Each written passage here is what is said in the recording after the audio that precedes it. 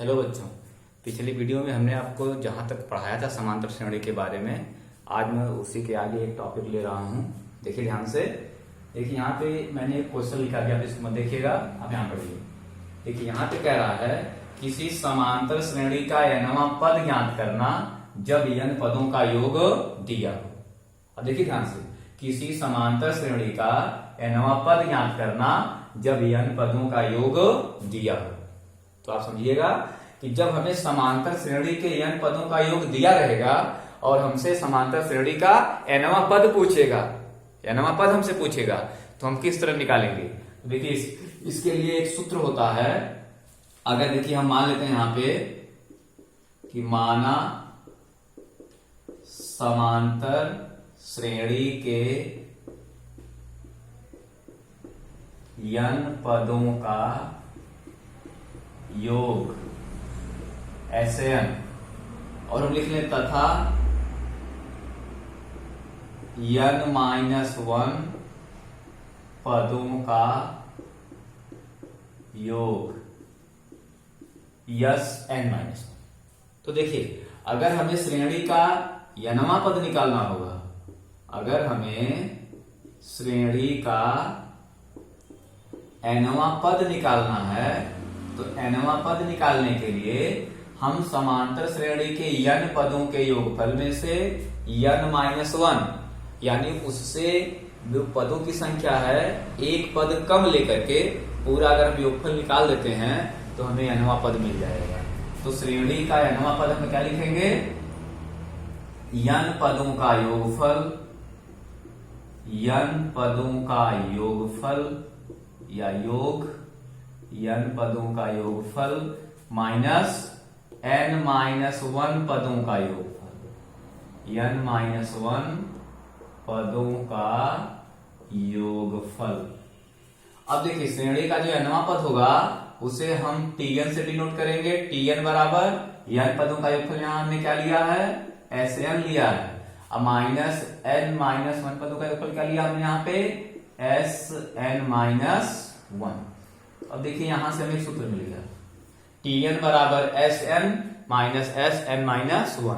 यानी कि अगर हमें समांतर श्रेणी के n पदों का योगफल दिया है और वहां से अगर हमें nवां पद निकालना होगा, तो nवां पद निकालने के लिए क्या करेंगे, हम n पदों के योगफल में से n-1 पदों का योगफल घटा देंगे, तो क्या मिल जाएगा हमें, समांतर श्रेणी का nवां पद। अब देखिए इस फार्मूले को हम लोग इस तरह से भी लिख सकते हैं, जहां tn लिखा गया है यहां पे हम अगर an कह देंगे तो मिलेगा an बराबर Sn माइनस Sn-1। देखिए ये भी nवें पद को ही इंगित कर रहा है और ये भी nवें पद को ही इंगित कर रहा है, ठीक है। तो ये आपने सीखा कि अगर किसी समांतर श्रेणी का n पदों का योगफल दिया हो और हमें अगर उसका nवां पद पता करना होगा तो उसके लिए हम सूत्र ये लगाएंगे। सूत्र बिल्कुल याद कर लीजिएगा, tn बराबर Sn माइनस Sn-1।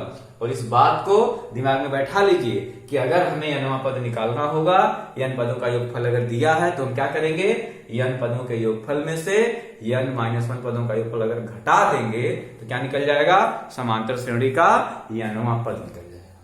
ओके, अब देखिए मैं इस पे जो है आधारित एक क्वेश्चन ले रहा हूं ताकि आप बड़े ही आसानी से समझ जाएं कि समांतर श्रेणी का अगर n पदों का योगफल दिया है तो हम nवां पद कैसे निकालेंगे। ठीक है, देखिए मैं इस पे एक ले रहा हूं क्वेश्चन। तो देखिए मैंने जो है ऊपर क्वेश्चन लिख रखा है ताकि आपको उनकी टाइम कुछ बच जाए। तो थोड़ा सा नेटवर्क बहुत कम हमारे यहाँ चल रहा है, थोड़ा समस्या है। देखिएगा, किसी समांतर श्रेणी के प्रथम n पदों का योगफल 7n² प्लस 6n। तो कह रहा समांतर श्रेणी का nवां पद ज्ञात कीजिए और कह रहा इस श्रेणी का 10वां पद भी ज्ञात कीजिए। तो आप यहां पर देख सकते हैं n पदों का योगफल क्या दिया है, 7n² प्लस 6n। तो अगर हमें n पदों का योगफल निकालना होगा तो हम क्या लिखेंगे, हमने पीछे क्या लिखा था, n पदों के योगफल को Sn से डिनोट करेंगे और n-1 पदों के योगफल को Sn-1 से डिनोट करेंगे। तो यहाँ पे है n पदों का योगफल यानी Sn कितना है, 7n² प्लस 6n। हमने क्या कहा, आप इसकी सहायता से निकाल लीजिए n-1 पदों का योगफल। देखिए क्या आएगा, हमें n के स्थान पर n-1 रख देना है, तो 7 हो गया, और n के स्थान पे n-1 का स्क्वायर प्लस 6 n के स्थान पे n-1। इसे हम आगे हल करेंगे तो 7, ये बन रहा है a माइनस बी का होल स्क्वायर, आप इसको उस पर तोड़ दीजिए तो n का स्क्वायर प्लस 1 का स्क्वायर माइनस 2n प्लस ये 6n माइनस 6 हो गया। अब इसका आप अंदर मल्टीप्लाई कर दीजिए तो 7n स्क्वायर प्लस 7 माइनस 7 दूनी 14n प्लस 6n माइनस 6। इसे हम और हल करेंगे तो आ जाएगा 7n स्क्वायर, ये माइनस 14 प्लस 6 हो जाएगा माइनस 8n, 7 में से 6 जा प्लस, ये क्या निकल गया, n-1 पदों का योगफल। हमें निकालना क्या है, n वां पद, तो क्या लिखेंगे tn बराबर, क्या करेंगे n पदों के योगफल में से हम घटाएंगे n-1 पदों का योगफल, यानी क्या लिखेंगे sn माइनस sn माइनस 1, क्या लिखेंगे हम sn माइनस sn माइनस 1। अब देखिए यहाँ पे मिलेगा हमें tn बराबर, sn की वैल्यू आप यहां से रखिए क्या है 7n स्क्वायर प्लस 6n, तो 7n square plus 6n minus, अब देखिए sn-1 इसकी वैल्यू आप यहां से रखेंगे, कितना है 7n square minus 8n plus 1।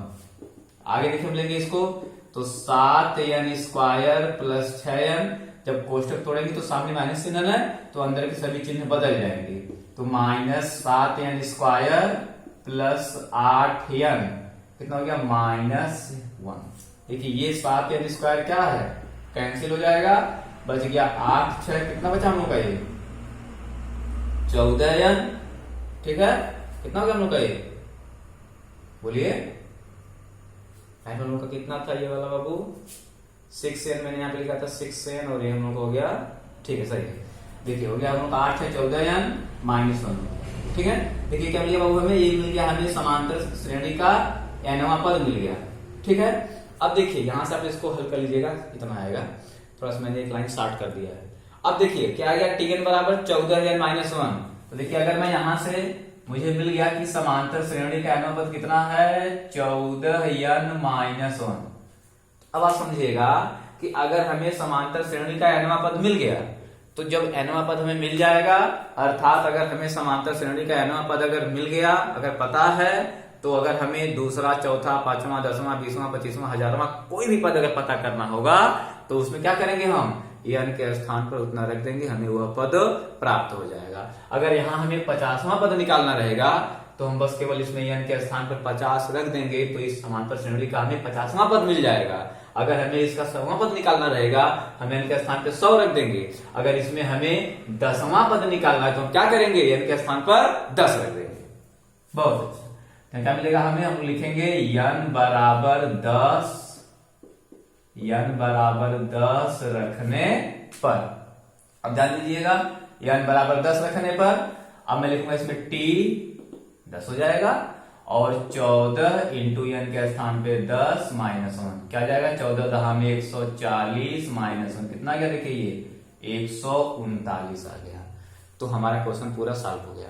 पहले क्या लिया था, किसी समांतर श्रेणी के प्रथम n पदों का योगफल हमने लिख लिया, और इसकी सहायता से हमने क्या निकाल लिया n-1 पदों का योगफल निकाल लिया, ठीक है। अब nवां पद निकालने के लिए देखिए हमने क्या किया, ये सूत्र लगा दिया, हमने सूत्र पे रख दिया, तो हल करने पे आएगा tn बराबर 14n-1, ये क्या निकल गया समांतर श्रेणी का nवां पद निकल गया। और जैसे ही हमें nवां पद मिल गया, अगर हमें 10वां पद निकालना है तो इसमें हम n के स्थान पर 10 रख करके हल कर दिए, हमारा 10वां पद निकल गया, ठीक है।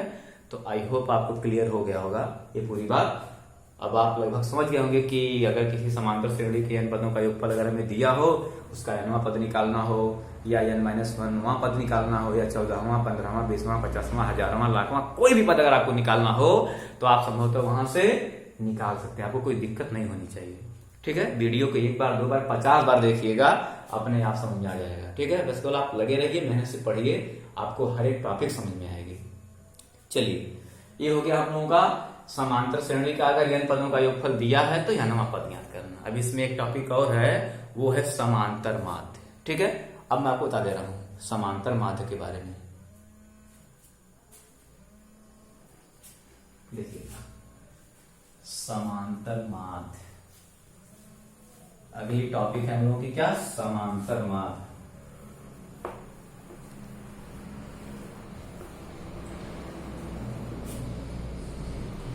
क्या लिखा है टाइप हम की, समांतर माध्य।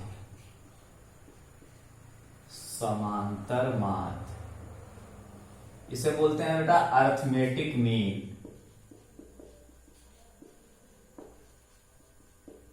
अर्थमेटिक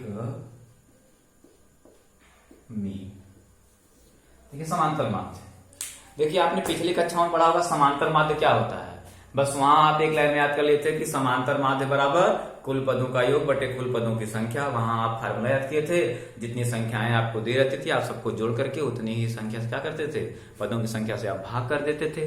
देखिए यहाँ पे क्या है, आपको समांतर श्रेणी की सहायता से जो है थोड़ा समझना है कि समांतर माध्य क्या होता है। ठीक है, देखिए यहाँ पे मैं लिख रहा हूं, हम लिखेंगे यदि तीन संख्याएं, यदि तीन संख्याएं small a comma small b तथा स्मॉल c समांतर श्रेणी में हो, समांतर श्रेणी में हो तो b संख्या a तथा c का, संख्या a तथा c का समांतर माध्य कहलाती है। समांतर माध्य कहलाती है। देखिए हमने क्या कहा कि यदि तीन संख्याएं a, b तथा c समांतर श्रेणी में हो, यदि तीन संख्याएं a, b तथा c समांतर श्रेणी में हो तो b यानी जो बीच वाली संख्या है b संख्या a तथा c का समांतर माध्य कहलाएगी। और समांतर माध्य को हम a से निरूपित करते हैं, a से निरूपित करते हैं। ये पहले समझिएगा, यहां पे देखिए तीन संख्याएं बात कर रहा है। पहली संख्या देखिए a लिया है, दूसरी संख्या b, तीसरी संख्या c। तो कह रहा है कि अगर ये तीनों संख्याएं किसमें हैं, are in AP arithmetic progression, कह रहा है कि ये तीनों संख्याएं अगर समांतर श्रेणी में हैं तब कह रहा है कि ये जो बीच वाली संख्या है वह a और c का ये क्या कहलाएगी, ये कहलाएगी समांतर माध्य। ठीक है, अब देखिए अभी आप इसको समझ रहे हैं, जब आप इसको समझ लेंगे, ठीक है भैया, जब आप इसको समझ लेंगे तो अभी इसी बात को अगर आप कन्वर्स करके अगर कहना चाहते हैं कि a और c का, देखिए अगर आपसे कह दे बाबू कि a और c का अगर समांतर माध्य b है, तब आप वहां कह देंगे कि अगर a और c का समांतर माध्य b है तो इसका मतलब कि a और c दो संख्याएं हैं और इसका समांतर माध्य अगर b है, तब वहां आप कहेंगे इसका मतलब कि a b c तीनों क्या हैं, संख्याएं, तीनों संख्याएं समांतर श्रेणी में है, तभी ऐसा होगा। क्योंकि नियम कह रहा है कि अगर a b c ये तीन संख्याएं अगर समांतर श्रेणी में है तब कह रहा है जो बीच वाली संख्या है वह a और c का समांतर माध्य कहलाएगी। ठीक है, अब देखिए यहां से हम समांतर माध्य का सूत्र कैसे निकालेंगे। अगर हम यहाँ पे ले लिए हैं कि a b c क्या है, ये समांतर श्रेणी में है, तो आप पढ़े ना कि अगर समांतर श्रेणी में है तो समांतर श्रेणी में क्या होता है कि दो क्रमागत पदों का अंतर समान होता है कि नहीं, दो क्रमागत पदों का अंतर समान होता है। तो इस प्रकार अगर यहाँ आप अगर क्रमागत पदों का अंतर अगर निकालते हैं T2 माइनस T1, यानी कि अगर आप B में से A घटाएंगे तो सार्वंतर निकलेगा, और अगर आप C में से B घटाएंगे तब भी तो वही निकलेगा ना। यानी वही बात है कि क्रमागत पदों का अंतर मैं समान दिखा रहा हूं, तो यहाँ क्या आएगा C वाला, यानी कि T3 माइनस T2 आएगा। ध्यान दीजिएगा, मैं केवल सार्वंतर निकाल के बराबर दिखा दिया। अब देखिए यहाँ पे T2 का मान क्या है भाई, ये पहला पद है T1 का मान, ये दूसरा पद है T2 का मान, ये तीसरा पद है T3 का मान है। तो अगर मैं यहाँ पे निकालूं T2 माइनस T1 तो B माइनस ए हो गया बराबर T3 क्या है C और माइनस T2 क्या है B। अब देखिए हो गया B माइनस ए बराबर C माइनस B। अगर मैं इस B को पक्षांतर करके बाएं पक्ष में लाऊं तो B ये आके प्लस B हो जाएगा और इस A को मैं अगर दाएं पक्ष में ले चलूं तो चल के A प्लस हो जाएगा, ये प्लस C पहले से। इसे हल करेंगे हो जाएगा 2B बराबर A प्लस C। यहां से अगर हम B का मान निकालेंगे तो A प्लस C बटे में, यही क्या है आपका समांतर माध्य का सूत्र है। यहाँ आप इस तरीके से बता रहे हैं कि A प्लस C बटे 2। अगर आप ये रूल नहीं जानते, अगर आप कक्षा 8 का 9 का अपना रूल लगाते तो शायद आप यही कहते। अगर हम आपसे कह दें कि दो संख्याएं हैं A और C, इसका समांतर माध्य क्या आएगा, तो आप जो पढ़े हैं वही कि अगर दो संख्याएं, तीन संख्याएं, कितनी संख्याएं हो, अगर हमें उसका समांतर माध्य निकालना होता है तो आप यही तो बोलते हैं कि समांतर माध्य बराबर आप बोलते हैं कुल पदों का योग। आप बोलते हैं कुल पदों का योग, अब बटे में आप बोलते हैं कुल पदों की संख्या। क्या बोलते हैं आप, कुल पदों की संख्या। तो वहां अगर आप निकालेंगे तभी बोलेंगे कुल पदों का योग। आप कहेंगे दो ही पद है तो आप जोड़ देंगे A प्लस C। आप कुल पदों की संख्या कितनी है, 2, तभी क्या आ गया आपका समांतर माध्य A प्लस C बटे 2 ही आ रहा है। ठीक है ना, तो यहां से आप समझ सकते हैं। अब देखिए यहां से आपको ये समझना है जो हमने आपको बता दिया कि अगर कह दे कि तीन संख्याएं A B C, अगर ये कैसे हैं, अगर ये समांतर श्रेणी में हैं, तीन संख्याएं A B C अगर समांतर श्रेणी में हैं तो हम कहेंगे कि B A और C का समांतर माध्य है। ठीक, और अगर इसी बात का अगर हम कन्वर्स अगर हम बोले आपसे कि हम बोल दें कि संख्याएं A और C का समांतर माध्य B है, अगर हम बोल दें कि A तथा C का हम बोल दें समांतर माध्य B है, तो आप कहेंगे कि अगर A और C का समांतर माध्य B है, इसका मतलब ये हुआ कि A और C संख्याएं हैं, इसका समांतर माध्य B है, इसका मतलब कि A B C ये कैसे होंगे, ये भी कैसे होंगे, A B C समांतर श्रेणी में होंगे, समांतर श्रेणी में हैं। देख लीजिए, तो यहां से आई होप आपको समांतर माध्य पूरा अच्छे से क्लियर हो गया होगा। ठीक है, चलिए अब हम समांतर माध्य पे पहले एक छोटा सा क्वेश्चन ले लेते हैं ताकि आप समझ जाएं। ठीक है, कि समांतर माध्य के क्वेश्चन कैसे लाएंगे।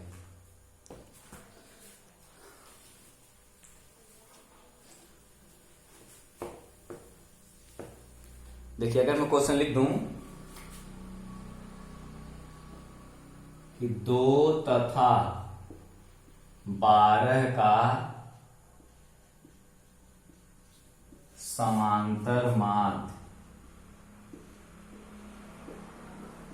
ज्ञात कीजिए। अगर मैं क्या बोलूं, 2 तथा 12 का समांतर माध्य ज्ञात कीजिए। तो यहां देखिए अगर दो संख्याएं हैं, ठीक है ना, मैं अगर मान लेता हूं कि माना यह A है और B है। यहां देखिए बाबू मैंने A B C लिया था, मैं बोला कि जो B है वो इसका समांतर माध्य होगी। तो मैं अगर यहाँ एक संख्या A और एक संख्या C लेता हूं तो थोड़ा सा जैसे अटपटा टाइप आपको लगेगा कि एक तो A तो C ले रहे हैं।